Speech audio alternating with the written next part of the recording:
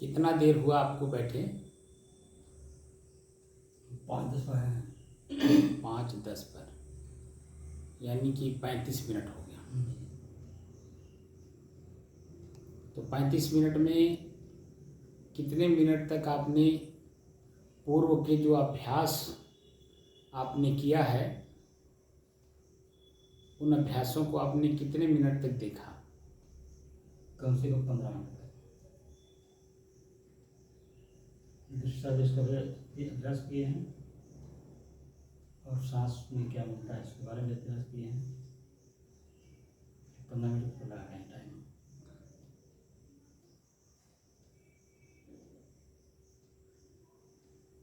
अब उन्हीं प्रक्रियाओं को जब कर रहे थे तो कितना दिन लगा?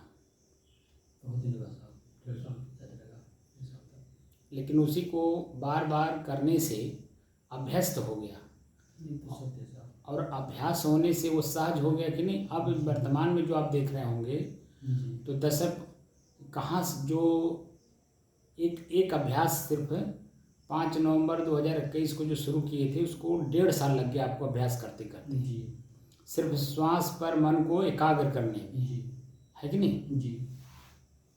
अब वही जो है अभ्यस्त हो गया, 1.5 साल का अभ्यास जो अभ्यस्त हो गया है, जी वो अब देखिए कितना सहज लगता है। सिर्फ 5 मिनट, 10 मिनट, 15 मिनट में वो पूरी प्रक्रिया हो जाती है। अब तो साहब हमेशा जैसे मन शांत हुआ सांस पर चला जाता मन। हाँ, क्योंकि अभ्यास हो गया ना। जी, रात को भी जैसे जगह देखे तीसरे मन चला जाएगा। तो वही बात मैं आपको समझा रहा था कि साइकिल जब हम पहली बार सुनते हैं कि साइकिल भी है, तो साइकिल क्या है, ये प्रश्न मन में उठता है। तो उसकी व्याख्या बताने वाले बताए कि 2 पहिए का है, उस पर आदमी बैठ कर के चलाता है। तो प्रश्न होता है कैसे चलाएगा 2 पहिए पे, गिर जाएगा, चुटा जाएगा, तमाम मन में प्रश्न उठता था कि नहीं। लेकिन जब वही साइकिल आपने आँख से देख लिया तो भी प्रश्न उठा, और जब खुद छू करके देखिए तो भी आपको डर लगा होगा। लेकिन वही जब धीरे धीरे छू करके चलाने लगे, हाथ से डुगराने लगे, फिर धीरे धीरे आपका जो शरीर बड़ा होता गया तो आप कैंची चलाने लगे, कैंची चलाते चलाते फिर आप गद्दी चलाने लगे। तो धीरे धीरे अभ्यास करते करते अब भी अभ्यास करना पड़ता है। अब सिर्फ पैडल पे पैर रखे और झट से जब आप गद्दी पर बैठ गए और जहाँ जाना है झट से चला के पहुँच गए। तो वही चीज़ है, यहाँ भी अभ्यासन है, वहाँ भी अभ्यास है, यहाँ भी अभ्यास है। अगर अभ्यास नहीं है तो कोई काम आपका सफल नहीं होगा। उसी को कहते हैं प्रशिक्षण। अभ्यास को ही प्रशिक्षण कहते हैं कि किसी विशेषज्ञ के सानिध्य में जब हम किसी चीज़ का प्रशिक्षण प्राप्त करते हैं तो हम प्रशिक्षित हो जाते हैं। जैसे मैं भी किसी गुरु के सानिध्य में पहले शुरू में सन 90 में प्रशिक्षण प्राप्त किया तो मैं प्रशिक्षित हो गया। अब प्रशिक्षित होने के बाद जब हम किसी को प्रशिक्षण देंगे तो उसमें कोई कमी नहीं रह जाएगी। लेकिन अनभिज्ञ आदमी के सामने प्रशिक्षण लेंगे तो वो तो कुछ जानता ही नहीं है और आप भी कुछ नहीं जानते हैं, तो क्या होगा? वही होगा जो नहीं होना है। एक बार की घटना मैं बताऊं, मेरे अपने जन्मभूमि की है। हम लोग स्कूल पढ़ते थे तो बगीचा था, बगीचे के अंदर में जो है वो एक बालक हमारे गांव का कहार का लड़का साइकिल सीखने लगा। अब बच्चे थे, बच्चे अनट्रेंड, कोई सीनियर वहाँ थे नहीं। बस क्या कि इनको गद्दी पर बैठा दिए और गद्दी पर बैठा करके वह ढकेल दिए, और जैसे ये चले तैसे जा करके लड़ गए पेड़ में। और मोटे मोटे आम के पेड़ थे, बगीचा था ना। अब जाके ये पेड़ में लड़ गए। अब लड़े तो क्या हुआ कि जो पैडल है, हैंडल है, हैंडल के नीचे जो ब्रेक वाला होता है ना, वो ब्रेक वाला जो क्या कहते हैं उसको, हाथ में जो ब्रेक होता है नीचे तार लोहे का, वो जा करके उनके अंडकोश में भिड़ गया। अब जब अंडकोश में भिड़ा तो फाड़ दिया, पूरा अंडकोश बाहर हो गया। आनन फानन में उन्हें को लोग अस्पताल ले गए अस्पताल ले जा करके मतलब उसको ऑपरेशन टाका उका लगाए, ऑपरेशन किए, तो वो मैंने ठीक हो गए। वो लड़का अभी भी जिंदा है। तो कहने का मतलब है कि अनट्रेंड व्यक्ति के साथ कोई भी काम करेंगे तो ऐसे ही घटना घटती है। बात समझ रहे हैं? जी और जब ट्रेंड के साथ करते हैं तो उसको पता रहता है कि कब इसको छोड़ना है, कब पकड़ना है, कब इसको पैडल चलवाना है, पैडल मरवाना है कि नहीं? जी तो वो हर कला को जानता है। तो धीरे धीरे अभी आप ड्राइविंग स्कूल में जाइए 4 पहिया सीखने के लिए, तो जो ड्राइविंग स्कूल का ट्रेनर है, ड्राइवर, जी उसके सानिध्य में जब आप सीखते हैं तो देखिए 1 ही 2 महीने के अंदर में आपकी गाड़ी चलाने की हर प्रकार की कला आ जाती है। कहाँ पे किस तरह का संकेत है, कहाँ आपको रुकना है, कहाँ ब्रेक मारना है, कहाँ स्लो चलना है, कहाँ फास्ट चलना है, हर तरह की कलाकारी वो सिखा देता है। जब हम ट्रेनिंग स्कूल में जाते हैं तब आजकल देखा क्या जा रहा है, घर में गाड़ी आ गई, लोग चला रहे हैं, चलाते चलाते वो देख करके चलाना सीख गया। तो चलाना तो आप गाड़ी सीख गए, लेकिन उसका जो अन्य पार्ट है वो पार्ट तो आप नहीं जान पाए ना। आप तो खाली एक्सीलेटर कितना तेज लेना है, कितना रफ्तार गाड़ी को भगाना है, 100 किलोमीटर, 150 किलोमीटर, 120 किलोमीटर की रफ्तार से गाड़ी आप जब की जा रही है, अचानक कहाँ पर कुत्ता आ गया, कहाँ बिल्ली आ गई, कहाँ सियार आ गया, कहाँ गाय का बछड़ा आ गया, कहाँ आदमी आ गए, कहीं बच्चे आ गए, अचानक कोई भी चीज़ अगर आ गई गाड़ी के नीचे तो आप अपने गाड़ी को कैसे रोक पाएंगे? और जिसके कारण आज एक्सीडेंट बहुत तेज़ी के साथ हो रहा है। उसका यही कारण है कि जितने भी ये नौजवान लड़के गाड़ी चला रहे हैं वो सिर्फ गाड़ी चलाना जानते हैं, गाड़ी के अन्य पार्टों को नहीं जानते, उसके नियम नियमावली को नहीं जानते। कहाँ पर कौन सा संकेत है, संकेत का क्या मतलब होता है, कहाँ हमें गाड़ी धीरे चलाना है, कहाँ तेज चलाना है, कहाँ ब्रेक लेना है, हर चीज़ की कलाकारी जब हम ट्रेनर के साथ ट्रेनिंग लेते हैं तब समझ में बात आती है। यही बात ध्यान की भी है। बहुत लोगों को मैंने देखा है कि मनमानी तरीके से ध्यान करते हैं, आगे चल करके उनका ब्रेन खराब हो जाता है। इतना ज़्यादा बक बक बक बक बोलने लगते हैं कि पूछिए मत। हमारे ये गुरु भाई थे और पढ़े लिखे ज़्यादा थे, कुछ समय तक तो फौज में भी थे, फिर मास्टर भी थे, फिर नेता भी थे, फिर उसके बाद साधु बन गए। साधु बन गए तो अब मान प्रतिष्ठा मिलने लगी। मान प्रतिष्ठा मिलने से लोग उनकी कथा कहानी को सुनने लगे, उनके ज्ञान को सुनने लगे। तो कुछ दिन हमारे एक बड़े गुरु भाई थे अभिराम दास जी, उन्होंने जो है उनको विपश्यना सेंटर पे ले जा करके कुछ विपश्यना सिखा दिए। ठीक है, अब वो आ करके लोगों के बीच में लगे, अब लोगों को विपश्यना सिखाने। किसी ट्रेनर के पास रह करके, जिसको गुरु कहते हैं, उनके पास रह करके ध्यान कैसे किया जाता है, कब किया जाता है, किस रूप में किया जाता है, कोई जानकारी नहीं है। और जब वो ध्यान अपने खुद भी लगे ध्यान कराने, विपश्यना कराने, हमारे गुरु स्थान पे वो दो बार वहाँ पर कैंप लगाए। पंजाब से लोग आए, हरियाणा से आए, हिमाचल से आए, हमारे यूपी के लोग तो थे ही। पता क्या चला, उसका जो नियम नियमावली है, नियम नियमावली को खुद तोड़ते थे। अन्य जो साधक थे उनको उसी कैंपस में रहने की पूरी व्यवस्था कर रखे थे। अपने क्या करते थे, सुबह 4 बजे उठ करके दिन में बहुत जोर जोर से चिल्लाते थे। फिर उसके बाद उस कैंपस से बाहर जा करके उनको वॉकिंग का शौक़ था तो वॉकिंग भी करते थे, जो कि उस नियम के विरुद्ध था। बात समझ रहे हैं? विपश्यना नियम के विपरीत कार्य करने से न साधक कुछ सीख पाए, न ये कुछ सिखा पाए, क्योंकि खुद अनट्रेंड थे।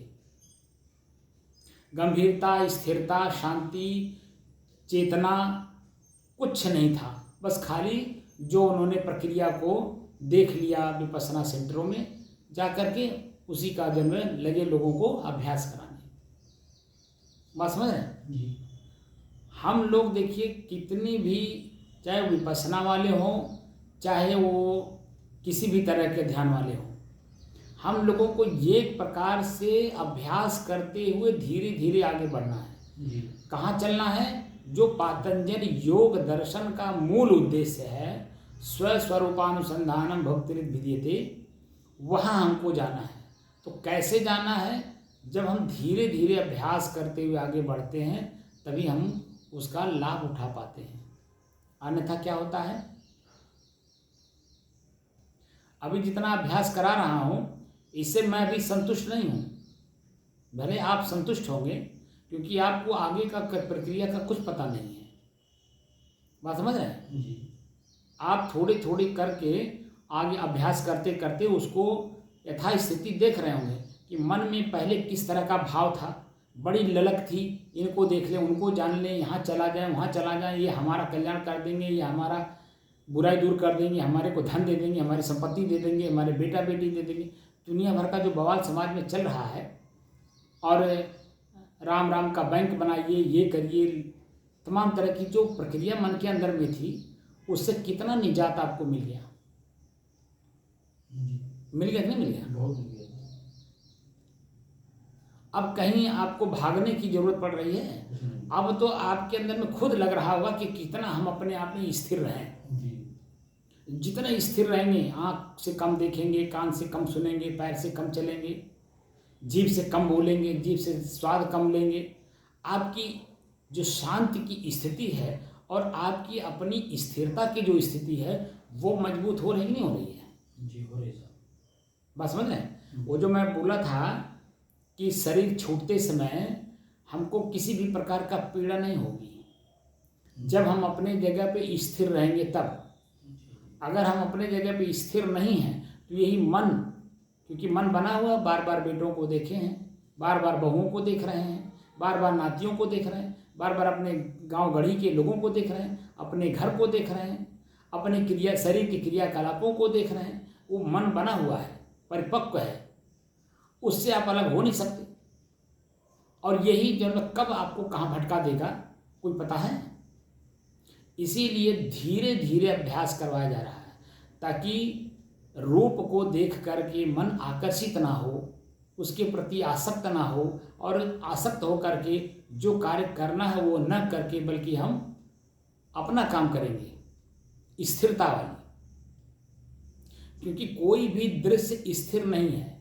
सुबह आपने अपने बेटे को देखा होगा, अपने बहुओं को देखा होगा, नाती को देखा होगा, गांव गढ़ी के लोगों को देखा होगा, उनके मुंह कैसे रहे होंगे, उनके बोली क्या रहे होंगे, वो क्या कह रहे होंगे, क्या खा रहे होंगे, कहाँ बैठे होंगे, कैसे बैठे होंगे। अभी आप जा कर के उनको देखिए तो क्या वहाँ पे जो सुबह में देखे थे आप, क्या वही लोग वहाँ मिलेंगे? ना वह बेटा मिलेगा, ना वो बहू मिलेगी, ना नाती मिलेंगे, ना गांव गढ़ी के लोग मिलेंगे।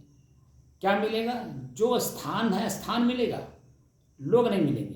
अगर लोग मिलेंगे भी तो जिस क्रिया में सुबह आपकी आंख देखी थी उस क्रिया में वर्तमान में कोई नहीं दिखाई देगा।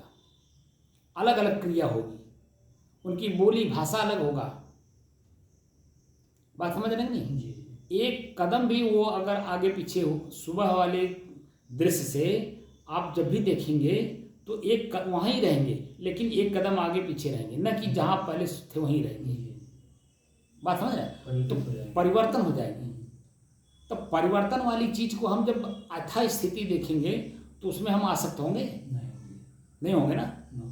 तो बस वही है, जो हम अपने भीतर घर कर लिए हैं उसी घर किए हुए दृश्य को बाहर कर देना है। तो जो मैं हूं, जैसा हूं वैसे ही तो रहूंगा। बात समझ रहे हैं? कपड़े में मैल और दाग है, कपड़ा तो अपने आप में जैसा है वैसे ही है, लेकिन मैल और दाग निकल गया तो कपड़े की स्थिति वैसी रहेगी ना। ऐसे मैं स्वयं कपड़े की तरह हूं। वो तो जो मैल है बुराइयां और दाग है कर्म। बात समझ रहे हैं? अब यही दो जो है हमें हमारे कपड़े को यथास्थिति बनाए रखने में कमजोरी कर रहे हैं। हमको क्या करना है? उसी दाग को सत्संग रूपी जल से, विचार रूपी साबुन से और अभ्यास रूपी जो रगड़ करके छुड़ाते हैं ना, तो रगड़ने का मतलब क्या हुआ? बार बार अभ्यास ही तो करते हैं कि ताकि इसमें से मैल निकल जाए, दाग निकल जाए। बार बार रगड़ते, तो बार बार रगड़ने का मतलब अभ्यास है नहीं। तो उसी अभ्यास को पुनरावृत्ति करिए। जो मैं पहले था, बाद में मैं अलग हो गया क्योंकि दृश्य को देखा, आँख से, कान से दृश्य को सुना, शब्द को, हमारे विचार बदल गए, हमारे आचरण बदल गए, हमारे कर्म बदल गए। अब क्या करना है? सुनना कम करना है, देखना कम करना है, बोलना कम करना है, चलना कम करना है। तो जितना ही कम करेंगे बाह्य दृश्यों को, उतना ही आपकी आंतरिक स्थिति मजबूत होगी, स्थिरता की। बात समझा ना जी। हमें उसी स्थिरता में ही अपने को जितना समय उसमें हम लगा सकें, जितना समय आप देंगे उतना ही आपकी स्थिति और मजबूत होगी। और जितनी आपकी अपनी स्थिति मजबूत होगी, बाहर की चीज़ें कमज़ोर होंगी और आंतरिक चीज़ें मजबूत होगी। तो शरीर छोटे समय, ये बेटे बहुएं, घर मकान, आपके द्वारा किया हुआ जो भी कृत्य है, उससे आपको किसी प्रकार का कष्ट, पीड़ा, दर्द नहीं होगा। बात समझ ना? जी। क्योंकि छूटना तो ही है। जैसे अब अभी आप शरीर में होते हुए भी क्या किसी चीज़ को चिपका रखे हैं अपने शरीर में? कुछ नहीं। वो तो खाली मन पकड़ रखा है। जी। किसी बहू को आपके शरीर में कहीं चिपका हुआ बताइए? कुछ नहीं। कोई बेटा आपके शरीर में चिपका हो? कोई आपका नाती चिपका हो? आपके गांव, आपकी बहू गांव की प्रधान है, मुखिया है, आप बता दीजिए गांव के लोग आपसे मिलने आते हैं, तो बता दीजिए कोई गांव का लोग आपके शरीर में चिपके हों? आपका खेत आपके शरीर में चिपका हो, आपका घर आपके शरीर में चिपका हो, आप जो रुपया पैसा धन दौलत कमाए होंगे, क्या आपके शरीर में चिपका है? कुछ नहीं। तो वैसे भी आप देख लीजिए, कोई भी चीज़ आपके शरीर में चिपका नहीं है, आपके शरीर से ही अलग है। तो जो चीज़ें जैसी हैं उसको वैसे ही देख लेना, उसी को कहते हैं तत्वदर्शी। तत्वदर्शी का मतलब यही होता है कि जो वस्तु जैसी है उसको वैसी उसी रूप में देख लेना और अपने आप को उसी रूप में रखना जैसा मैं हूँ। बात समझ रहे हैं? जी। आवश्यकता पड़ने पे उसका प्रयोग कर लीजिए, शरीर निर्वाह तक, उसमें आसक्त न होइए। जीवन, शरीर है तो जीवन है, और जीवन में हम जब तक शरीर में हैं, जीवन है, तब तक 3 चीज़ों की जरूरत है: सुख, सुविधा, आराम। ठीक है? तीसरा है विलास और पांचवा है विनाश। सुख, सुविधा, आराम तक तो सबको जरूरत है, चींटी से लेके मनुष्य तक, बच्चे से लेके वृद्ध तक। लेकिन विलास पर कोई भी पैर रखेगा तो विनाश को भुलाना नहीं पड़ता, अपने आप आ जाता है, जो कष्ट का कारण होता है नहीं? तो हम लोगों को शरीर है तो ठंडी, गर्मी, बरसात, भूख, प्यास, ये सब चीज़ों को सहन करने के लिए जितनी शरीर को ज़रूरत है उतना देते रहें। बाकी जो है क्या करना है? विलास पर पैर नहीं रखना है, आसक्त नहीं होना है। आसक्त होंगे तो निश्चित है कि विलासिता के कारण दुख होगा। अभी 3-4 दिन पहले आपने पेपर में पढ़ा होगा कि एक ही परिवार के 3-4 लोग जहर खा के मर गए। वो कपड़ा व्यवसायी थे लखनऊ के, पढ़ा होगा ना आपने? तंगी वगैरह पैसे से कर्जा हो गया। अब बड़े व्यापारी था, छोटा भी व्यापारी नहीं था, बड़ा व्यापारी था, पैसे कर्ज ले लिया था। कर्ज लेने के कारण अब कर्ज नहीं चुका पा रहा है, तो बताइए, अपने भी मारा, पत्नी को भी मारा, अपनी बच्ची को भी मारा। 3-4 लोग थे, सबको जो है जहर दे के मार दिया और अपने भी मर गया। क्या स्थिति है आप बता दीजिए? वही पैसा जब तक जिंदा रहे तो उनको एसी चाहिए, तो कार चाहिए, तो ये चाहिए, तो वो चाहिए, ऐसा चाहिए, वैसा चाहिए। अब वो सारा काम विलासिता में अपने पैर को रख दिए, तो स्वयं अपने आप में ही अपने आप को विनाश कर लिए कि नहीं? जहर खाना का मतलब क्या हुआ? अपने आप का विनाश करना। तो अपने आप का विनाश नहीं किए, शरीर का विनाश कर लिए, जो एक संसाधन था। अब जो संस्कार लिए हैं तो क्या उस ऋण से उत्तीर्ण हो जाएंगे जहर खा लेने से? वो तो उनके मस्तिष्क में सेव है बुद्धि के रूप में। अब उनको अन्य जोनियों में जा करके, उन घरों में जा करके जिनके इन्होंने कर्जा खाए हैं, उनको घोड़ा, गधा, बैल बन करके भरना पड़ेगा, जो पहले की स्थिति थी। अब क्या नौकर बन करके भरना पड़ेगा। बात समझ रहे हैं। तो ऐसी स्थिति हम लोगों को पैदा नहीं करने देना अपने जीवन में जो समाज में दिखाई दे रहा है। हम लोगों को जैसे हम हैं, जिस रूप में वर्तमान में हैं, उसी में रहना है, उससे इफपट नहीं होना है। ऊपर नीचे हुए तो निश्चित है कि आपकी अपनी जो स्थिति है वह डामाडोल हो जाएगी, आपकी स्थिति यथावत नहीं रह जाएगी। तो मन जो बना है ख्याल के रूप में, उसी को बार बार ख्याल करेगा और वर्तमान में रहने नहीं देगा। तो पता चला चिंता से सुधि बुद्धि घटय रूप गुण ज्ञान, लाज काज विद्या घटय, चिंता चिता समान। चिंता और चिता में क्या अंतर है? खाली बिंदी का अंतर है। एक मुर्दा को जलाता है, एक जिंदा को जलाता है। बात समझे ना। तो हम लोगों को जलना नहीं है, ना किसी को जलाना है, बल्कि मैं जैसा हूँ वैसा रहना है और लोगों को जो कार्य कर रहे हैं उनको वैसा करने देना है। क्योंकि कर्म का परिणाम उन्हीं को मिलेगा, न कि आपको मिलेगा। हाँ, जिम्मेदार होने के नाते, एक दूरदर्शिता रखने के नाते, वृद्ध होने के नाते आपका कर्तव्य है 2 शब्द उनके कान में डाल देना कि बाबू हो, ये जो रास्ता आपने अपनाया है ये गलत है, इसका परिणाम बुरा होगा। इसको अगर आप छोड़ सको तो छोड़ दो, अन्यथा मैं आगे कुछ नहीं जानता। उनके कान में डाल दीजिए बस। ज़्यादा उनके ऊपर दबाव भी मत डालिए, क्योंकि वह आजकल के जो बच्चे हैं, अगर हम आप लोग उनको ज़्यादा ज्ञान देने लगेंगे, जानकारी देने लगेंगे, तो कहेंगे तो बाबा आदम के ज़माने के हैं, दुनिया चाँद पे जा रही है। ये बात कह करके और क्या कर रहे हैं? अपने ही आप को गर्त में ले आके धकेल दे रहे हैं। बात समझ रहे हैं। ये तो घर घर की कहानी हो गई है। तो ऐसी स्थिति में हम लोग साधक हैं, अपने आप को अपने बस में करने के लिए तो हमको आपको बस उतने लोगों से भी मिलना जुलना है जितने से शरीर निर्वाह का हर पार्ट चल जाए। इससे ज़्यादा कुछ नहीं करना है। बात समझ में आई। तो अभ्यास करिए और अभ्यास ही आपको सहज सरल स्वाभाविक रूप में वहीं ले जाएगा जो आप हैं। ठीक है ना जी।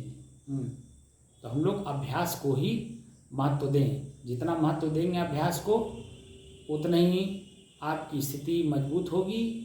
बाहरी किसी भी चीज़ों को नहीं सुने, क्योंकि जो हम लोग अभ्यास कर रहे हैं यही बात कुरान में भी लिखा है, यही बाइबल में भी लिखा है, यही विश्व के जितने भी हमारे धर्म ग्रंथ हैं वही चीज़ लिखे हैं जो हमारे ऋग्वेद में हमारे ऋषियों ने रिसर्च करके लिखा है। बात समझ रहे हैं। उसमें कोई इफपट नहीं है, लेकिन यह है कि शब्द के अंतर होने से, अलग अलग देशों में अलग अलग लोगों के बीच में भाषा का अंतर होने की वजह से हम लोग उस बात को नहीं समझ पा रहे हैं जो अन्य लोग हमें समझाने की कोशिश कर रहे हैं। जहाँ समझ हो जाएगी तहाँ सभी लोग एक हो जाएंगे। पानी, पूरे विश्व में पानी ही है, लेकिन कोई वाटर कहता है, कोई जल कहता है, कोई आब कहता है, यानी अपने अपने भाषा में उसी पानी को लोग नाम लेकर के पीते हैं। और कारण उसका मुख्य उद्देश्य क्या है?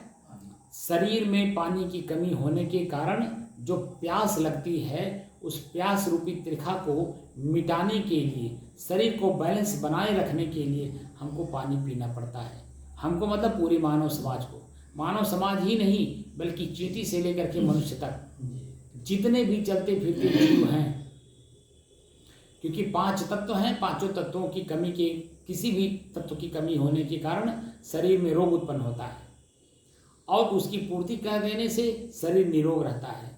और शरीर निरोग रहता है तो हम व्यवहारिक काम भी कर लेते हैं और आत्मिक काम भी कर लेते हैं। लेकिन जब शरीर में रोग रहेगा तो आप व्यवहारिक काम नहीं कर सकते, तो आत्मिक काम कैसे कर पाएंगे? है कि नहीं? तो इसलिए शरीर निर्वाह के लिए जो चीज़ों की ज़रूरत है उतने लीजिए जितने से हमारे शरीर का स्थिति यथास्थिति बनी रहे।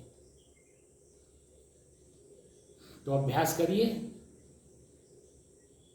जितना अभ्यास करेंगे उतना ही स्थिति हमारी मजबूत होगी। बाह्य कल्पना, इच्छा, वासना सबसे मुक्ति मिलेगी।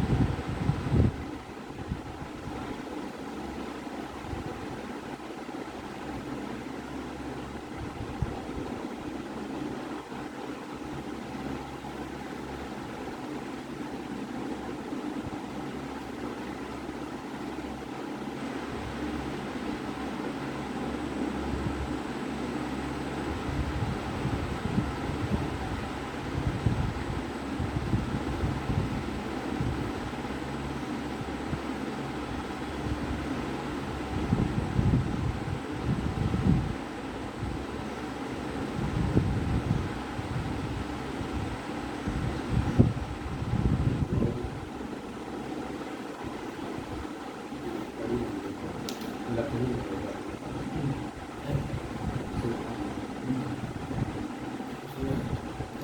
अपने बच्चे